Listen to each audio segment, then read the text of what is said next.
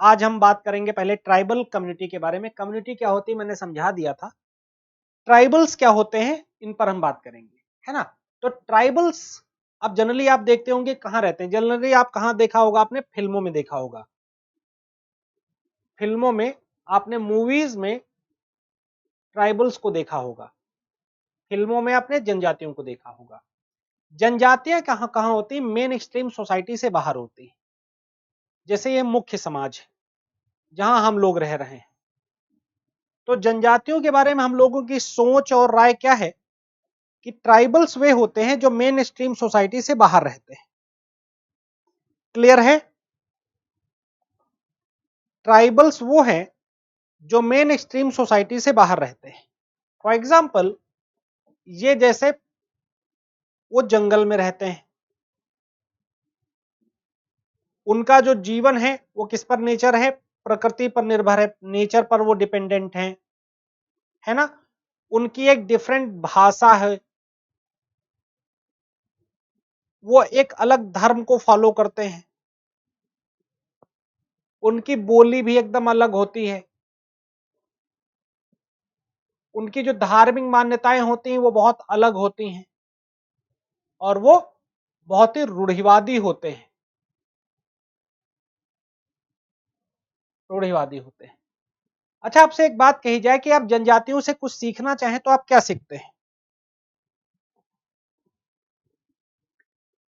जनजातियों से आप क्या सीख सकते हैं? जनजातियों में महिलाओं के खिलाफ दुर्भावना नहीं होती, पहली चीज। एंड सेकंड ये है कि वो समतावादी बहुत होते हैं, प्रकृति की रक्षा करने वाले लोग होते हैं, नेचर को अपने गले से लगा के रखते हैं, अच्छा मानते हैं, उसके प्रति उनके अंदर जो फीलिंग है वो पॉजिटिव होती है। ठीक, तो ये होते हैं ट्राइबल कम्युनिटी।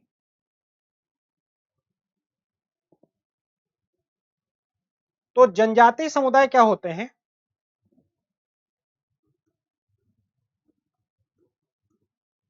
जनजातीय समुदाय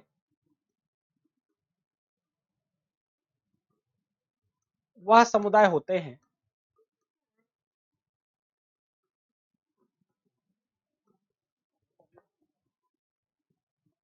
जो प्रकृति के नजदीक होते हैं,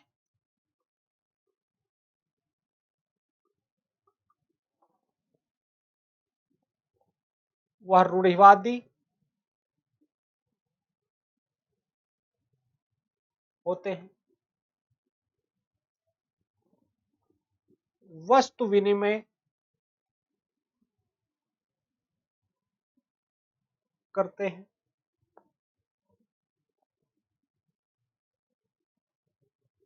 उनके अंदर सामुदायिक भावना पाई जाती है कि अगर एक समुदाय पर किसी व्यक्ति के साथ कुछ हुआ तो पूरे समुदाय पर हमला मानते हैं। जैसे आपने एक मूवी देखी होगी अवतार, अवतार जो मूवी है वो यही रिफ्लेक्ट करती है ना। सामुदायिक भावना पाई जाती है,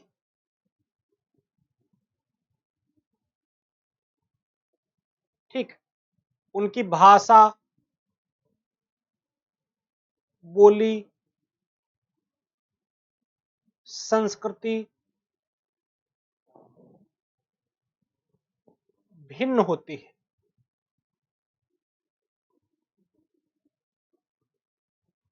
वह उपभोग के लिए उत्पादन करते हैं।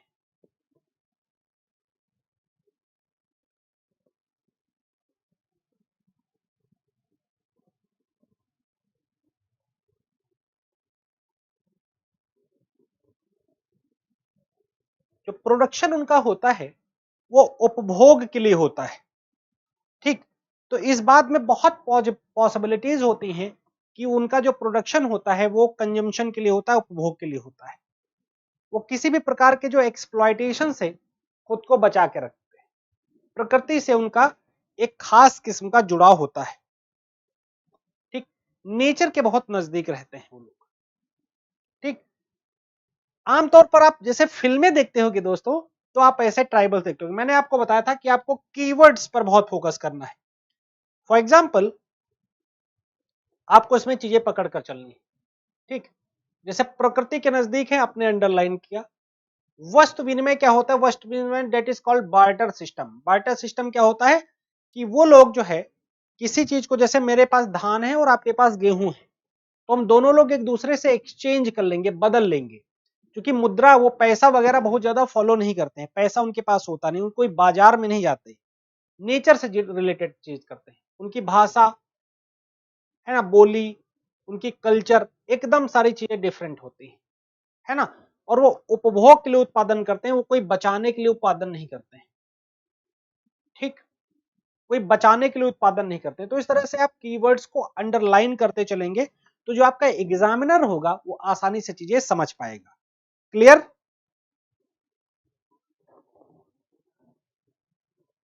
ठीक। संविधान में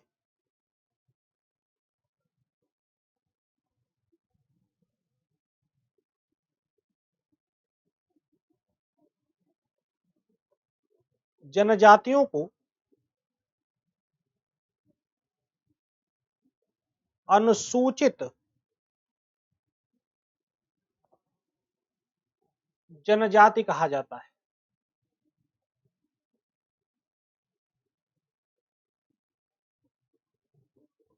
इसका मतलब होता है शेड्यूल्ड ट्राइब, अनुसूचित जनजाति कहा जाता है,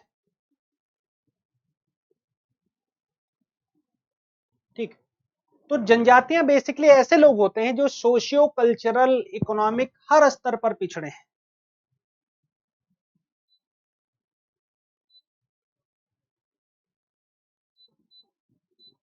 ठीक। इन सभी बेसिस पर जो बहुत ज्यादा पिछड़े होते हैं, है ना। भारत में जो ट्राइबल्स हैं वो 8.6% है। अगर हम 2011 की जनगणना लें तो 8.6% है, ठीक। अब इनकी विशेषताएं देखा जाए, विशेषताएं, तो जो इनका कनेक्शन होता है वो प्रकृति के साथ जुड़ा होता है।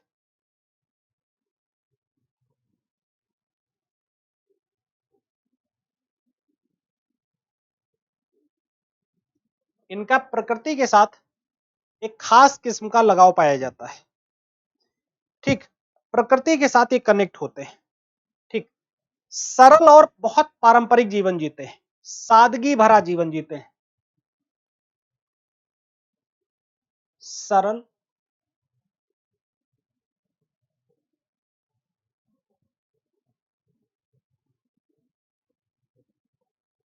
एवं पारंपरिक जीवन जीते हैं।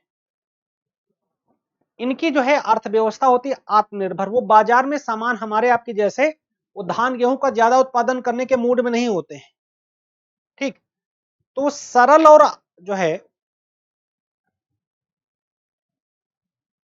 सरल जीवन उनका होता है, बहुत इजी लाइफ होती है। और आत्मनिर्भर अर्थव्यवस्था, यानी कि जो प्रकृति से जो मिला उससे अपना जीवन चलाया। उनको बाजार से टमाटर लेकर नहीं आना है, वो बिल्कुल इस बात में विश्वास नहीं रखते, है ना, कि हमें बाजार से आलू टमाटर पिज्जा बर्गर लाके खाना है। जो कंदमूल फल है वही उनका भोजन है। तो उनका जो लाइफ है वो अलग ही, बहुत मतलब नेचर से रिलेटेड है ना। उनका एक अपना सामाजिक संगठन होता है,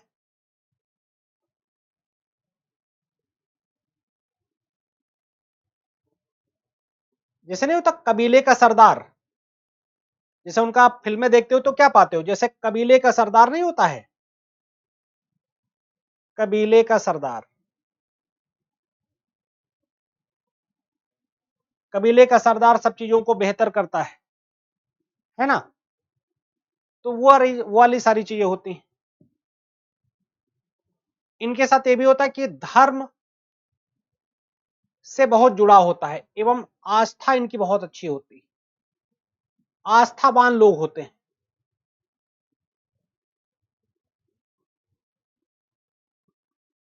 धर्म के साथ जो इनका कनेक्शन है वो बहुत प्योर होता है। जैसे एक चिंतक है सोशियोलॉजी में, इमाइल दरखाइम, वो उन्होंने ऑस्ट्रेलिया के अरुंटा ट्राइब की स्टडी करी थी और उसके बेसिस पर इनके बारे में बताया था, ठीक। इनके एक सांस्कृतिक विविधता होती है।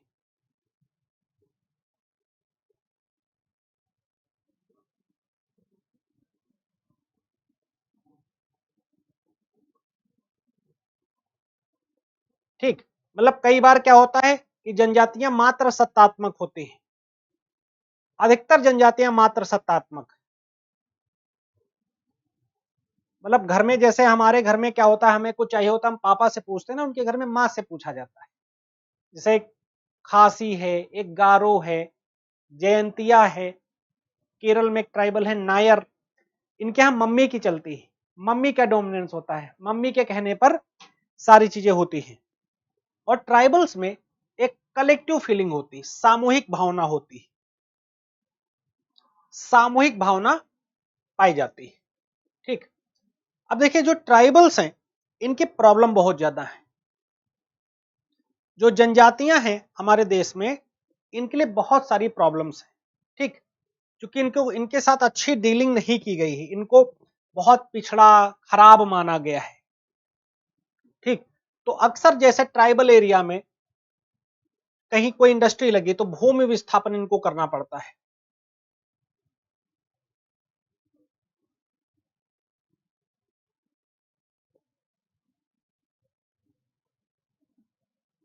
जैसे एक जगह से इनको खदेड़ दिया जाता है, सरकार कहती है मेरी जमीन है, यहां से तुम लोग चले जाओ। इसलिए अक्सर आप देखते होंगे जो नक्सल, ये लोग बाद में कहां चले जाते हैं, फिर नक्सली बन जाते हैं, नक्सलवादी बन जाते हैं। एक फिल्म है जो इलेक्शन पर है जिसका नाम है न्यूटन, राजकुमार राव की एक्टिंग है उसमें। ये फिल्म आप लोग देखिएगा, आपको चीजें समझ में आएंगी।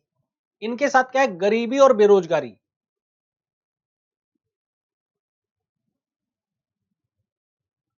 क्योंकि आज का जो दौर है वो मुद्रा केंद्रित है, और वो भले समाज की मुख्य धारा से अलग है, लेकिन उनके विकास के लिए उतना प्रयास नहीं हो रहे। अच्छा, उनकी भाषा बोली से भी जो प्रशासक वाकिफ नहीं है, तो उनके लिए इस तरीके की स्कीम्स लाना भी उनके लिए कठिन होता है। स्कीम्स ले भी आते हैं, implementation is very tough, implementation इन लागू करना उनके लिए कुछ बहुत कठिन है। शिक्षा की कमी है,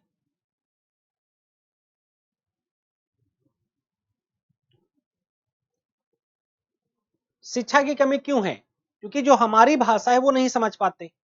गोंडवी, हल्बी, ऐसी तमाम ऐसी भाषाएं जैसे छत्तीसगढ़ में बोली जाती हैं वो बोलते हैं। हर जगह की अलग अलग भाषाएं। तो ये व्यवस्था है कि उनकी भाषा में डिस्ट्रिक्ट मजिस्ट्रेट ऐसे स्कूल में टीचर अपॉइंट कराए, सब कुछ कराए, बट उतना प्रॉपर मैनेजमेंट नहीं। इसलिए जो मेन स्ट्रीम लैंग्वेज है हिंदी, इंग्लिश, उनको बोल पाने में उनको बहुत ज्यादा दिक्कत होती है। फिर है सोशल डिप्रिवेशन, सामाजिक भेदभाव।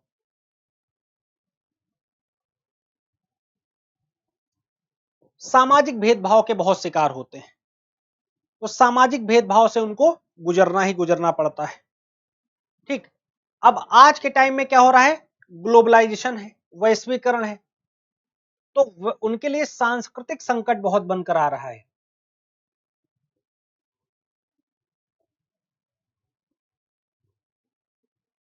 सांस्कृतिक संकट किस रूप में, कि उनकी जीवन शैली आज पिज्जा बर्गर वाली जीवन शैली से एकदम अलग है। उनको कोई तवज्जो नहीं देता, रिस्पेक्ट नहीं करता, उनकी कल्चर को प्रोग्रेसिव नहीं बनाया जा रहा है, तो वो कल्चरली बहुत डिप्रेस्ड है ना। इस पर वैसी कोई फिल्में भी नहीं बनती, ये अलग एक प्रॉब्लम है ना।